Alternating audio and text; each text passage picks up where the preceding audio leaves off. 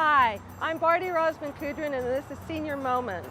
When asked how gambling and San Bruno go together, you might think of the casino here in town. You might talk about the largest pot you've ever won or lost. But what about the people who take risks throughout their lives? For some people, risk-taking is what life is all about. I usually figured it out pretty quick, how to make money and be a success. I did a lot of things, some successful, some not so successful, so I got out of whatever was not so good, and whatever was good I stayed in. I never feared that I was going to lose any money. I didn't care. Joe Welch has been a major influence here in San Bruno for over half a century. He started by moving houses here, and he liked San Bruno so much, he decided to stay and build his business enterprise right here. The outside of this building is understated, sort of like Joe himself. It just looks like any other office building, but once you step inside, it's a whole different story. Hey Joe, good to see you. Sign the book. Okay. Besides being Joe's place of business, this is the Joe Welch American Slot Machine Museum. I've never seen anything like this. As soon as you walk through the door, you're greeted by Laurel and Hardy. I don't know of anyone that has anywhere near this type of collection. You know, this is, like I said, is the biggest in the world. Everybody knew Joey. My mother had a beauty shop. Oh, my mother had hundreds of customers. It was a thriving place. She had all kinds of knicky-knackies that she sold in the store, beside corday lamps and all that type of stuff.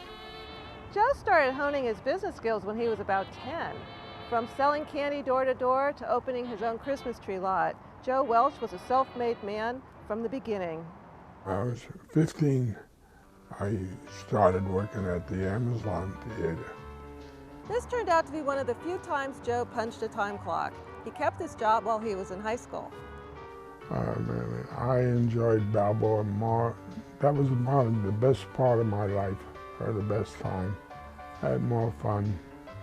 I didn't learn a lot, but it was part of my growing up. My uncle was the fire chief for the city of San Francisco. And in those days, you couldn't get any cars. So he called a friend of his and said, you know, my nephew wants a car, take care of him. So I went down there and he had maybe 4 or 5 cars, and over in the corner was one covered up. I went over there and took the cover, and it was a brand new Chevrolet convertible, 1947. So I said, I want that one. He said, oh no, I can't give you that. We have to have it on display. I said, well, whatever you have to have it, and then I'll take it later. So I got the car, and it was a big hit in 1947, having a brand new car. And we used to drive it every day at lunchtime, and all day and all night we go to the games or whatever. We had a lot of fun with that car. And this picture shows some of my friends around the car. There's probably 50 people in the picture. I don't know how many, but showing a lot of good friends. Later on, when I was in my 20s, I got a beautician license, and I would work down there on Saturday, give haircuts. Although Joe liked the ladies, cutting their hair wasn't his thing. So he took his license and built a new business, selling barber supplies throughout Northern California. I started out with one truck, and I ended up having 3 guys work for me. I saw what I was selling, and I figured anybody could do this. So I'd buy a 50-gallon drum of Vaseline jelly, and I'd melt it down and I'd put in color and a perfume and sell it for hair tonic, and I'd sell pomade and all kind of barber supplies. So what I used to have to pay $2 for, I could make for 50 cents. So I did that for several years.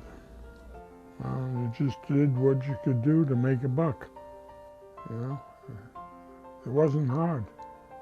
There's so many people looking to buy things, do things. So when I found a niche, I did it for a while, then moved on to something else. In addition to selling barber supplies, Joe also bought and sold slightly damaged goods from Southern Pacific Transport.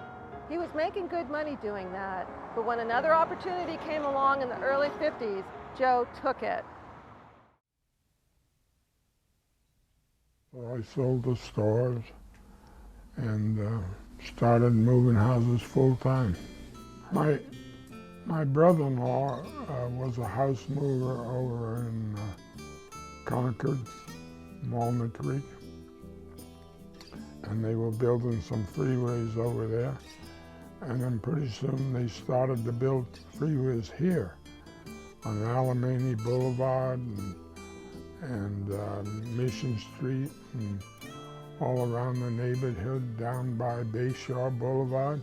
I don't know how many there was altogether, but I moved a couple of hundred in a matter of a couple of years. The state would come to me and say, look, this block over here has 6 houses left on there, and we got to get them off by next Friday. We would bid on the houses normally and pay so much for them, and then we'd get the houses, we'd have to move them. But the state would give me the 5 or 6 houses, 7, whatever, and say, if you can get them off here in a week, I'll give them to you for nothing. So we'd get them moved in a week. Move them day, night, whatever. So we brought them down Junipero to San Bruno Avenue and then came down the hill and moved them around Montgomery Street and Huntington, Walnut Street, all over town, you know, 2nd, 3rd Avenue, some up on the west side. It was busy, busy time. I remember as a kid sitting in my favorite tree on Sunset Boulevard and watching a house driving down the street. How much you want to bet it was Joe at the wheel? Probably one of the first houses I moved. I was moving it down San Bruno Avenue, and the old chief of police got out there and put up his hand and said, "Hey, stop." I said, "I can't stop this." Excuse me. "I can't stop this thing. I'll see you on the other side of San Bruno Avenue where it levels off." So he went along with that. I said, "I'm going to make you a postage stamp if you don't get out of the way." So, and after that, we became good friends, but it was kind of a shock to him, I guess. When Joe found a good deal, he couldn't pass it up. To relocate a house within San Francisco, he'd have to pay $5,000 or $6,000 per lot. So I came to San Bruno, and I think the first couple of lots I bought for $500 a piece. So just a matter of economics. And as fast as I could finish them off, we'd sell them. To sell these houses, Joe had to earn his real estate license, which he did. And he just celebrated his 60th anniversary. Never had a house, drop anything. I moved to several big buildings with a glass of water on the counter, never spilled a drop. After I was finished with moving all the houses, I started building new houses. So I built around town. We had houses we called Harmony houses. And we would come and build a house on your lot for $5,000 or $6,000. and it would be your house, and it wouldn't cost them a dime. They owned the lot. I could put a house on there and finance it for them. So a lot of people ended up with these Harmony houses. And then after that, I started building in Lameda Park, apartment houses, 5 and 6, 7, 10-unit apartment houses. Then I started buying El Camino and building the commercial stuff on El Camino. I collect junk and sell antiques.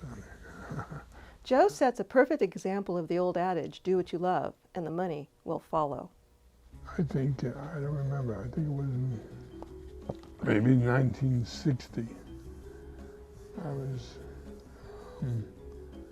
maybe 30 years old, and I thought I was a big shot, doing well, so I went downtown and told I walked into the British Motors and said, how much is that car?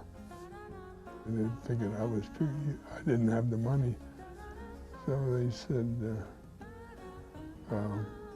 in those days they were pretty cheap. They wanted $30,000 for it. I said, okay, so I'll give you 25. And the guy said, well, this is Rolls Royce. We don't deal in stuff like that. I said, okay, I'll see you later. Wait a minute. So anyhow, they sold me the car, and they started, I just found a market for old Rolls Royces from guys that wanted to buy old Rolls Royces. I bought maybe 50 of them in England, and then I would ship them here to California and wash them up, clean them up a little bit, have them tuned up, and I would sell them. It's just another venture. Ever the businessman, Joe decided it was impractical to keep 50 Rolls Royces. So he sold off his collection and started looking for something new. And I just used to go to the shows at the fairgrounds and buy little trade stimulators and little machines for 15, 20 bucks, 30 bucks, 50. Then pretty soon they started, I would find machines that were $100 and then $500. Some of these machines, now are worth lots and lots of money. Trade stimulators are little machines that they used to have on the corner drugstore or the grocery store or something. And when you got 2 or 3 pennies change, you wouldn't just walk away. You'd put them in the little machine to get a gumball or a piece of chocolate or whatever. People were happy that it was another 25 cents they made in a day or a week. Or, they'd buy the whole machine for maybe $100 and they could keep all the money. This was a hobby.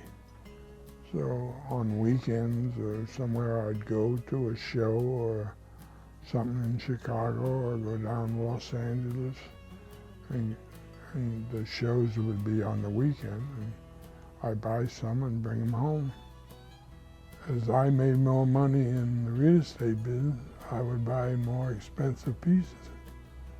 Love that. I'm going to tell you a fortune now. Okay, so let's... Ready?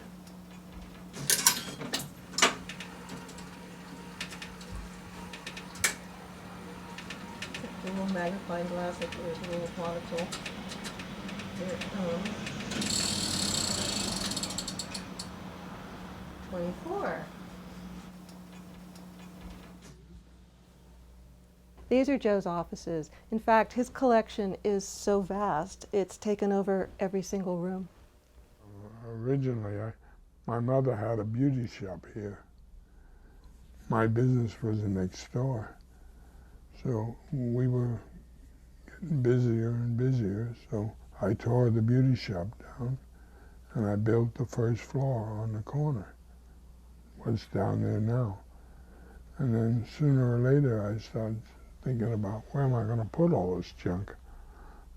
So I built the second floor on top of the office and just filled it up.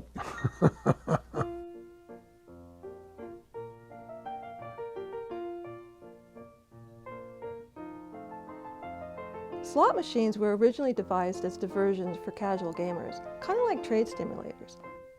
Unlike traditional table games such as poker or blackjack, the player doesn't require any skill or knowledge. I have the first slot machine ever made. It was made by Charles Fay in San Francisco, and he was a dental technician, and he made what they call the Liberty Bell, and we have one here on display. I think there may be 4 in the world. Slot Machine Alley was actually Lower Market Street, and there's a lot of the old manufacturers that were on Market Street, maybe from the Ferry Building up to 4th or 5th, 6th Street, and they were manufactured in little side stores or different places. But the first slot machine ever made was made in San Francisco in 1889, and by the Charles Fay I talked about before.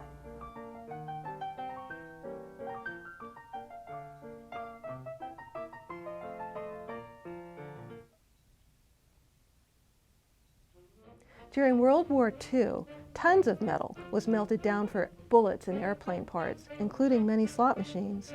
Who knows how many Joe would have collected if it weren't for the war? Yeah, I have a section in here in the museum that are made up of machines that were made during the war, and they were made out of wood, most of them. And some of them are called Killer Jap. The other one, Bomb Hitler. They're all up there.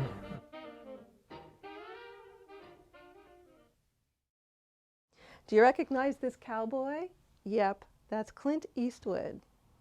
What about this guy over here? You're right, that's Joe Welch. He liked these so much, he had one made of himself. Oh, do you know who that is? You'll meet her when we return from our break, so stay tuned.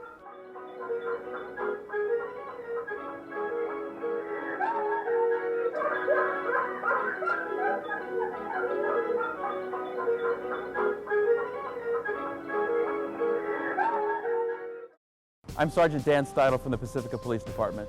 I represent the Consumption of Alcohol Suppression Team, also known as the Coast Under 21 Task Force. We need your help.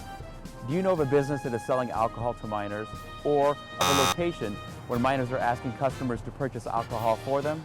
Please contact your local police department if you do. Together we can combat the problems created by underage drinking.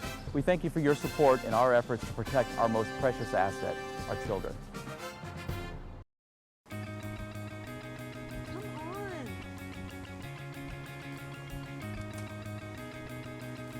Come on, man, that's not cool. Keep that up.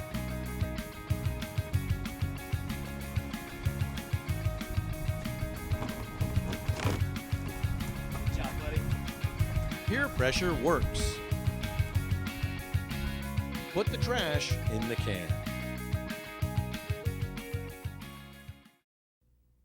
My father spent his last teenage birthday in a ring of fire.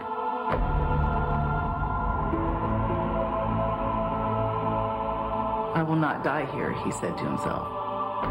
50 years later, he whispered the same thing to me from the hospital bed. You know, my dad, he's always had time for me. There are a lot of memories that we feel lucky to have shared with him. All he wants is a few more moments and a place he loves, surrounded by the people who love him. Hospice provides the end-of-life care you and your loved ones want and need. It's available to everyone. With the help of the people at our local hospice, he got his wish. And so did we. Call a hospice in your community for more information on this service that makes the most of moments with the people you love. Hospice care. Comfort and compassion when it's needed most.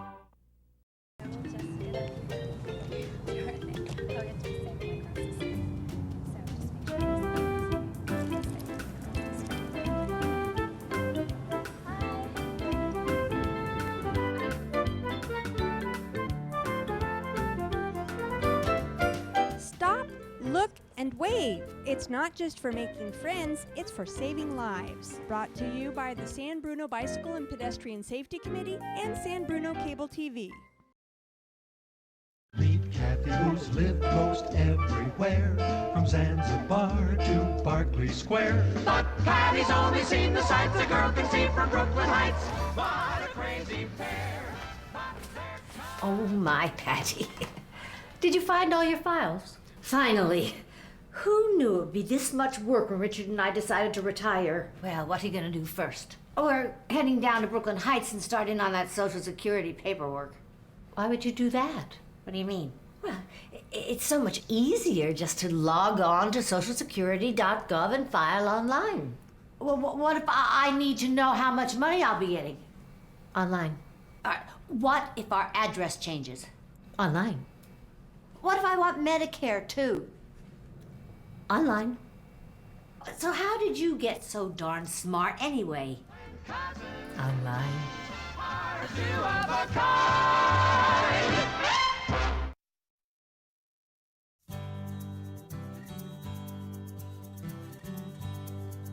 Hi, welcome back to Senior Moments. Who would think to make a slot machine that looked like anybody, let alone yourself? Well, Joe did. Well, I had a friend of mine that was a wood carver, and he carved Laurel and Hardy, he carved Clint Eastwood, carved mine. Several of these machines he's carved.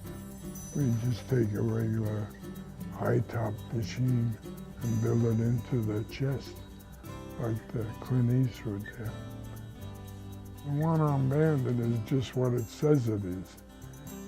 It was a cowboy machine that made with one arm, and the other arm was he'd use for the pulling the handle. So it looks like a cowboy, acts like a cowboy. And a Japanese Elvis. I bought it off a guy who came by here, and I said, "Who is that guy?" He said, "This is a Japanese Elvis.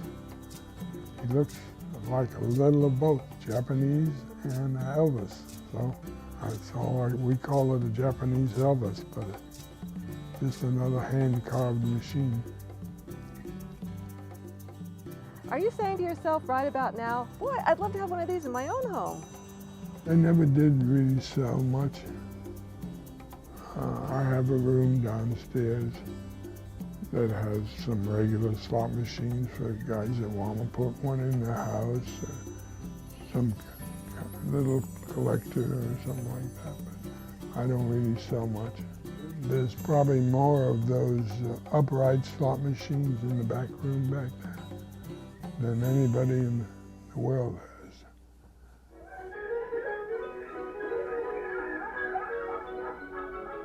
Boy, does this bring back memories of growing up in San Francisco. There's several of the machines that came from the fun house back in the 40s. The laughing cell, I've got two of them. One that was up in the big window of the fun house, and the one here that's in the little go-kart, she was on display on the inside. I think there's 4 or 5 of the old, as far as I can find out, 4 or 5 of the laughing cells, like the one I have down in the lobby. Yeah, we have strength machines and electric shock machines and all kinds of stuff around here. I mean, there's a lot more to see than just slot machines. Let me crank it.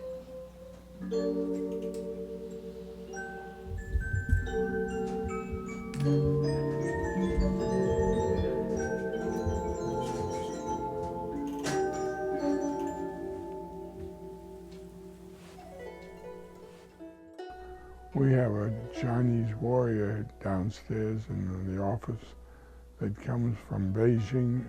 They have that whole underground army they uncovered several years ago. So I bought one and brought it back. This is probably the history of old gaming equipment and old stuff.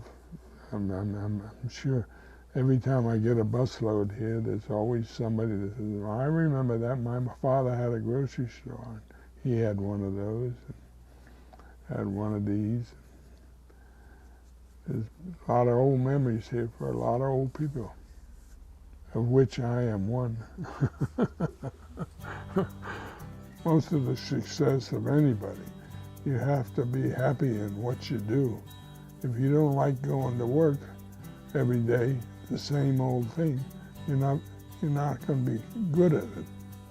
You know, if you like going to work and you're satisfied with the money you're making, and the other few things, stuff you got to go through, the troubles, I don't think anybody can beat you. I've had a great life, you know. You have had a great life. You are still having a great life. Yeah, I am. A little tough to get around, but I'm still having a great time. Joe started off taking risks early in life, and look what it's brought him. Sure makes for an interesting story. If you've liked what you've seen on this program, you have got to come down and check this place out. You may even get a personalized tour from Joe himself. The Joe Welch American Antique Museum is open Mondays through Fridays from 9 to noon, and then again from 1 to 5. And admission is always free. I'm Barty Rosman Kudrin, and this has been Senior Moments. See you next time.